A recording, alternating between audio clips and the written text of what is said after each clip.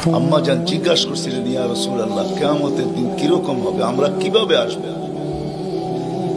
তো আম্মা জানকে আল্লাহ রাসূল বলছিলেন যে হুফাতান ওরাতান, পায়ে হাইটা আসবে, উলঙ্গ আসবে। আম্মা জান চিৎকার দিয়া বলছে, আলা ইয়ারা বাদুনা বাদা, আমাদের একজন আরেকজনকে দেখবে না? আল্লাহ রাসূল আম্মা জানের কোলে শোয়া ছিলেন, উঠা বসছেন, চেহারার রং পরিবর্তন হয়ে গেছে, আর বলছে, আয়েশা ইয়াউমুন আসির, আয়েশা বড় কঠিন দিন। তো দুটা চিত্র তুলে ধরছেন আম্মার সামনে, বলছে, আয়েশা কিরকম কঠিন শুনবা? কাআন্নী আনদুরু মূসা মুতালাফফিফুন বিউমুদিল আরশ ওয়া ইয়াকুলু রাব্বি লা আসআলুকা আল-ইয়াওমা উম্মি ওয়া লা আসআলুকা আল-ইয়াওমা উখতি আসআলুকা নাফসি নাফসি নাফসি নাফসি। আয়েশা এরকম কঠিন দিন আমি দেখতেছি যেন মুসা আলাইহিস সালাম আরশের খুঁটি ধরে চিৎকার দিতেছে আর বলতেছে, আল্লাহ আজকের দিনে মাকে চাই না, বোনকে চাই না, চাই আমাকে বাঁচান, আমাকে বাঁচান। কালিমুল্লাহ, যার কিতাবটা আল্লাহ নিজের হাতে লেখছে, কাতাবাত তাওরাত বিয়াদি, যার কিতাব আল্লাহ নিজের হাতে লেখা দিয়েছেন, কালিমুল্লাহ যিনি, আল্লাহর সাথে যিনি কথা বলতেন, যার উপাধি কালিমুল্লাহ, উলুল আজমি মিনার রসুল, 5 জন নবীর ভিতরে একজন যিনি, 5 জন উলুল আজমি মিনার রসুলের ভিতরে। আল্লাহ রসুল বলছে, আয়েশা আরেকটু দৃশ্য বলবো তোমাকে? তো বলছে, ইয়া রাসূলুল্লাহ বলেন।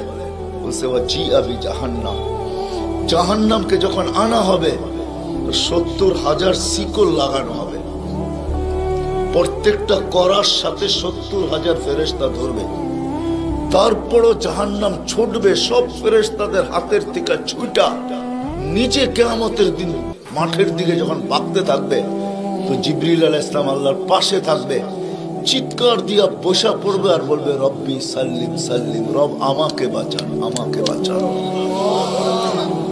ওই দিন শুধু একজন ব্যক্তিত্ব, আপনার আমার রাসূল মুহাম্মদুর রাসূলুল্লাহ সাল্লাল্লাহু আলাইহি ওয়াসাল্লাম শুধু উম্মতি উম্মতি বলে চিৎকার দিবে। আল্লাহ এটাই জবাব দিতেছেন, আনতা তাকুলু উম্মতি, আমি জানি আপনি উম্মতি বলে চিৎকার দিবেন, কারণ এখানে শুধু ব্যথা উম্মতের, আর কোনো ব্যথা নেই, কোনো ব্যথা নাই, শুধু ব্যথা উম্মতের ব্যথা।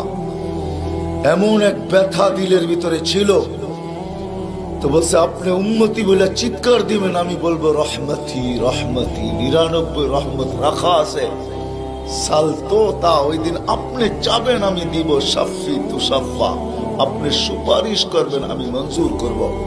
আর এক রিওয়ায়াতে আল্লাহ বন্ধুকে সান্ত্বনা দিবেন, বন্ধু আনা মালিক ইয়াউমিদ্দিন আনতা সাহিবা ইয়াউমিদ্দিন, আমি কিয়ামতের মালিক বটে কিন্তু বাদশা কিন্তু আপনি,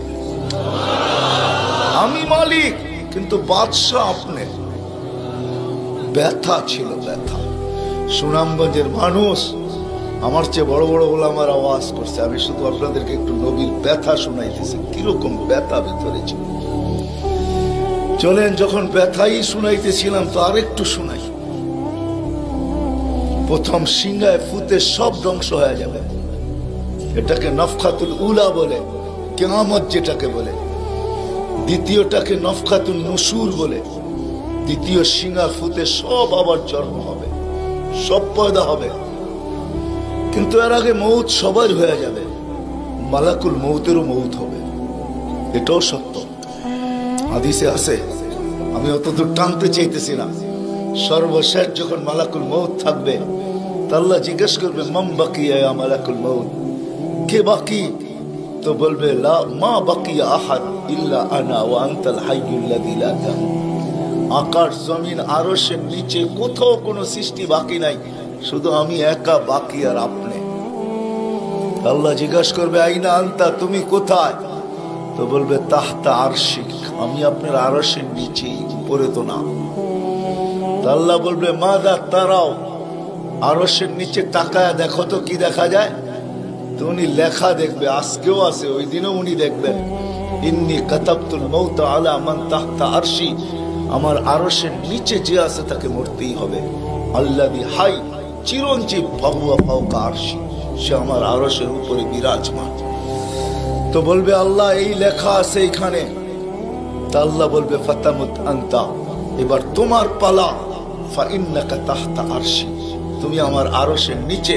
ওয়া ইন্নী কাতাবতুল মাউত আলা মান তাহতা আরশি, আর আমার আরশের নিচে যে আছে তাকে মরতেই হবে। সায়ুলকি আলাইহি সাকারাতাল মাউত, আল্লাহ ওনার উপরে মৃত্যুর যাতনা ঢালবেন। আজকে যদিও উনি মৃত্যু সম্বন্ধে কিঞ্চিত ধারণাও রাখেন না, আমার বিশ্বাস উনি মৌত কি জিনিস জানেন না, এটাই তো সত্য। কি যাতনা বিষে বুঝিবে সে কিসে, কবু আসি বিষে ডংসিনি জানে। সাপের বিষ তো ওই বোঝে যাকে সাপে দংশন করছে। উনি তো নিয়ে যায় শুধু আমাদেরকে, হুকুম হয় অপারেশন সাকসেস করে না, নিয়ে যান। এমনকি প্লেনের ভিতরে উনি অপারেশন চালান, ঠিক না? মানুষ প্লেনও মরে ইদানি, আগেও মরছে। উনি নিয়ে যান, উনি মৃত্যু সম্বন্ধে কিঞ্চিত ধারণা রাখেন না। তো যখন আল্লাহর ওনার উপরে সাকরাতুল মউত, সায়ুলকি আলাইহি সাকরাতুল মউত, মৃত্যুর যাতনা আল্লাহ ঢালবেন, তো ওই দিন উনি চিৎকার দিবে, চিৎকার। কিরকম চিৎকার? বলবে বিইজ্জতিকা ওয়া জালালিক, তোর ইজ্জত আর জালালের কসম, ওয়া উলুবি মাকানিক, তোর উচ্চতার কসম মালিক। লাউ আলিমতু সাকরাতাল মউত, মৃত্যু সম্বন্ধে যদি আমার কিঞ্চিত ধারণা থাকতো, মা কবাস্তু আরওয়াহাল মুমিনিন, কোন মুমিন মুসলমানকে আমি এত কষ্ট দিয়ে নিয়ে আসতাম, এত কষ্ট। কিন্তু বহুত ওনার হবে, উনিও মুখ থুবড়ায় পড়বেন। দ্বিতীয় নফখার আগে আল্লাহ 4 জনকে পয়দা করবেন, জিবরিল, মিকাইল, ইসরাফিল, মালাকুল মউতকে। কিন্তু পয়দা করতে দেরি, জিবরিল আলাইহিস সালাম কানতে দেরি করবেন না। 3 জন জিজ্ঞাসা করবে কান্নার কারণ, বলে ইদান ইউমার ইসরাফিল, এখনই হুকুম করা হবে ইসরাফিলকে নফখাতুন নুশুরের জন্য, আর আমাকে হুকুম করা হইবে আল্লাহর বন্ধুকে মাকামে মাহমুদে নিয়ে আসার জন্য। কিন্তু আমি আমার মৃত্যুর পরে ভুলে গেছি উনার কবর কোথায়। তো 3 জন বলবে সহজ সমাধান, ফাসআলিল আরদা, তুমি জমিনকে জিজ্ঞাসা করো। তো জিবরিল আলাইহিস সালাম জমিনকে জিজ্ঞাসা করবে আইনা কবর হাবিবার রহমান, আল্লাহর বন্ধুর রওজা কোথায়? তো জমিন উত্তর দিবে কদ দাক্কানি আল্লাহু দাক্কা ফানাসিত, প্রথম সিংহায় ফুতে আল্লাহ আমাকে এরকম ধুনা ধুনছে, এরকম ছানা ছানছে। ছানা বোঝেন? ধুনা বোঝেন? এরকম ধুনা ধুনছে ফানাসিত, আমিও ভুলে গেছি কোথায় রাখছি। এটা মাঝে মাঝে আমাদের সাথেও ঘটে। টুপি যাবে খোঁজে সারা ঘরে, ঠিক না? সারা ঘর মাথায় উঠায় ফেলে, হঠাৎ পকেটে হাত দিয়া দেখে টুপি আর জিব্বাটা কামড় দিয়ে বেরিয়ে চলে যায়, ঠিক না? নাহলে তো গড়ালার আবার এর মাথা খারাপ করবে, ঠিক না? আমাদেরও ঘটে, জমিনও ভুলে যাবে। ওই দিন আল্লাহ রসুলের কবর থেকে নূর বাহির হবে, নূর নূর নূর নূর হাত্তা ইয়াসাদ আরশার রহমান, আল্লাহর আরশ পর্যন্ত পৌঁছবে। আজকে বাহির হয় না, আজকে বাহির হলে দুনিয়া দুনিয়া থাকবে না, শেষ। আজকে সুযোগ নাই, ওই দিন বাহির হবে। জিবরিল আলাইহিস সালামকে হুকুম করা হবে নিয়ে আসো মাকামে মাহমুদে, নিয়ে আস, যাবে। পরেরটা হইল সুনামগঞ্জের মানুষ বুঝার, যদি ভিতরে দিল থাকে তাহলে বুঝবেন, নাহলে বুঝবেন না। উনি যাবে, পর মারবে পর, আর বলবে তুমি হাবিব আর রহমান, আল্লাহর বন্ধু ওঠেন। তো আল্লাহর রসুল উঠবে, হাদিসের শব্দ ওয়াহুয়া ইয়াকুম ওয়া ইয়াবকি ওয়া ইয়াকুল, উঠবে কিন্তু কানতে কানতে উঠবে, আর বলতে বলতে উঠবে জিবরিল আইনা উম্মতি আইনা উম্মতি আইনা উম্মতি আইনা উম্মতি, আমার উম্মত কোথায়? আওয়াসালা শাফির জাহান্নাম, আমার উম্মত কি আমাকে ফাঁকি দিয়া পুলসিরাতের কিনারে চলে গেছে? তারপরে জিবরিল তুমি আমাকে উঠাইতে আসছো।